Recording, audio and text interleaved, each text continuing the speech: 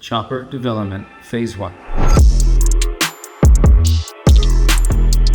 The original helicopter has windows, so let's try, after you fit the large shark mouth, to fit a window here. When the doors are closed, but also the doors have 2 windows, and we have to add that, 2 windows to the doors, that we're gonna have a lower embossed shark mouth, like more low key.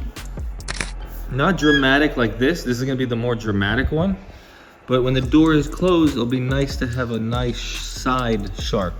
So make sure it's half the size of the shark and it's this nice big. And you could also see it through the glass. This is gonna be all vinyl, and we could customize it. So let's just say, for example, if it's going to Dubai or is going to Italy, we could write that destination of it. Let's do like something like DBD Helicopters logo. We're gonna create one big screen, so you could put it like a TV here.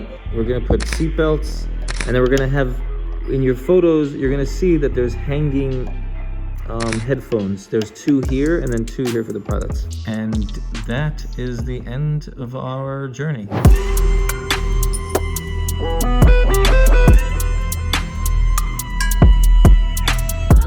Here we're building the frame, the fuselage, and the passengers